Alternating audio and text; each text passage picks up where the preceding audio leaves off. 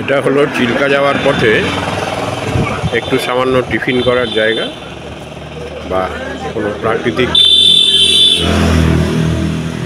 ডাকে সাড়া দেওয়ার জন্য বন্দোবস্ত করা আছে। সব রকম খাবারই আছে এখানে। যাত্রীরা সকলেই কিছু না কিছু খেয়ে নিচ্ছেন, কারণ এরপরে অনেকটা লম্বা সময় আমরা বাসে কাটাবো।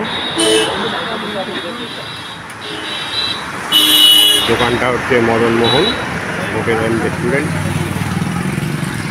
সামনেই একটা চায়ের দোকান আছে, সেখান থেকে যাত্রীরা চা খেতে পারেন।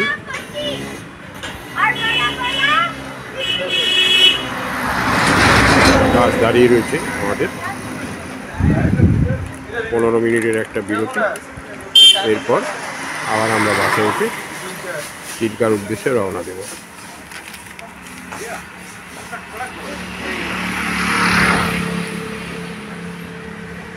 এপিস ক্রিয়েশন চ্যানেলে সমস্ত বন্ধুদের স্বাগত জানাচ্ছি। আপনারা আমাদের সঙ্গে থাকুন এবং এই ভিডিওগুলো দেখুন, লাইক করুন, শেয়ার করুন এবং সাবস্ক্রাইব করে আমাদের চলার পথকে আরও সুগম করে তুলুন।